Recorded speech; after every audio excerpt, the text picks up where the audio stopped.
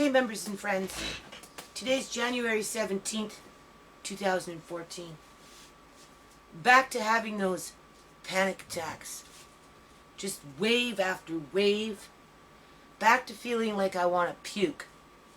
Because I'm so stressed out about what is going on. Hey, Boots. Here's Andre's cat, Boots. Here's Boots.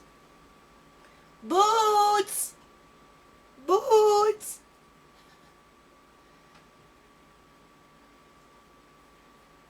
I have to wear a hat and a scarf. My head's so cold now. My son said to me I gotta be careful that I don't get sick because I shaved my head, right? And I'm not used to it. So I've been like cold ever since.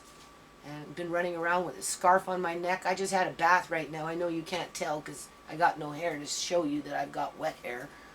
But yeah, I gotta wear a little toque and I gotta wear a scarf around my neck because I'm not used to not having anything on my neck.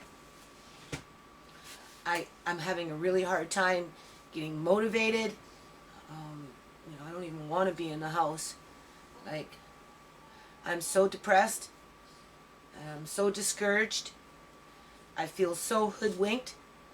I don't know why my kids are having to go through this again.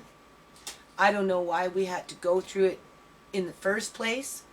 I'd like to know what my kids have done to British Columbia, Canada, that's been so awful that a provincial government and their union employees and contract freaking workers think that they have a right to abuse my grandson and my children and my dad and myself.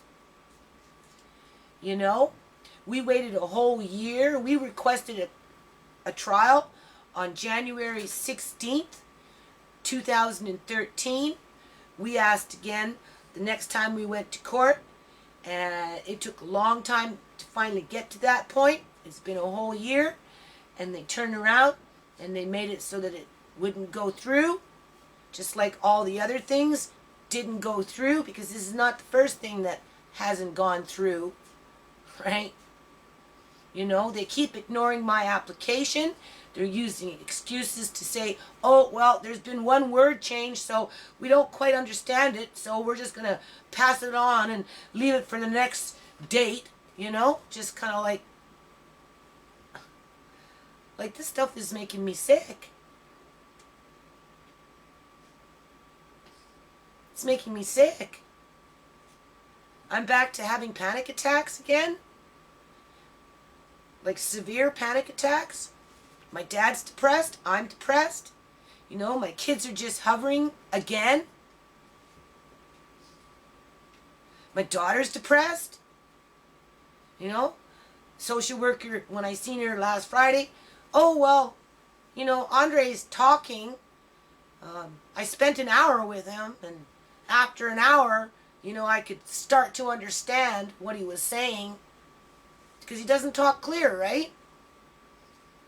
Because they interrupted his developmental stage of learning to talk.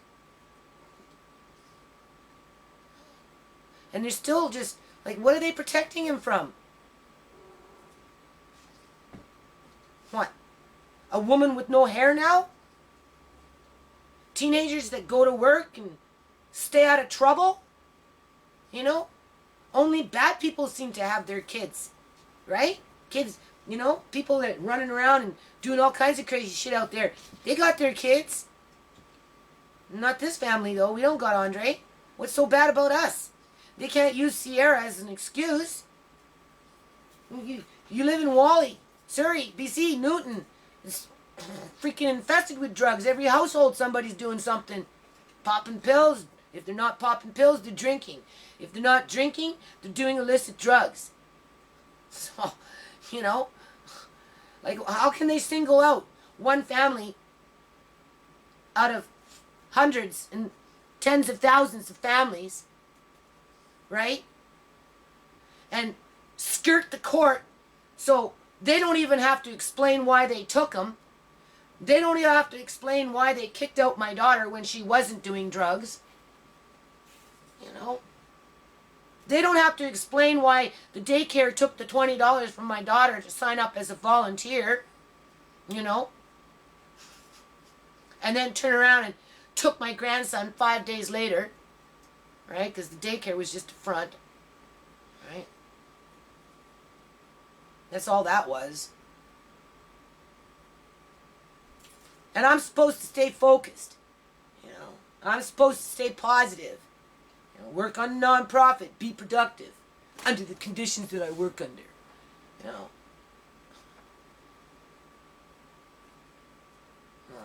Keep doing my landlady's yard, which I'm starting to do now in the middle of winter before these weeds start growing again and getting out of control. Because that's the right thing to do. You don't want a weedy yard that's going to just turn into a algae pit, right? Pulling out bagfuls like this big off the ground. You know those big paper bags? I pull out like 10, 15 of those bagfuls of morning glory by the end of the year. You know, I'm in the middle of that shit. It's like histamine. It's bindweed. It's not really a morning glory. It's more like a bindweed, I think, which is similar to a morning glory plant, just different properties. It's actually toxic, more toxic than a morning glory. And they want to test my hair. You know how many bags of morning glory with that toxicity that I've pulled out of this yard since I've lived here?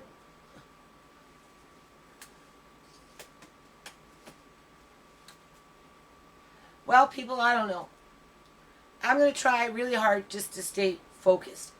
I'm not doing very well, though. I'm really not. As you can see, I'm not doing very well. My depression is getting worse. I shouldn't have to sit here and worry and feel like a sitting duck, because that's basically what we are, is a sitting duck. To be picked off by bullies that don't even have the balls to go to court and bring it on. Lock my ass up. I'm halfway fucking there already. Right? You know, I'm such a bad person. My kids are such bad people. Well, then lock our asses up. Come in here with your little bulldozer and bulldoze down the house, bulldoze down the yard, like you bulldoze down that freaking community garden. Push everybody out into the streets. Let us sit up on a corner after you release us out of jail. You know? Come along and take our few possessions and throw it in the garbage. And then have your workers come along and say, well, let us help you. Let us help you. Because we're professional union employees that work for the government, and we're here to help you. No, they are not there to help you. They're there to help themselves. The only thing that they're protecting is the social worker and the mistakes that she made, and that foster caregiver and the mistakes that she made and continues to make. That's what they're protecting.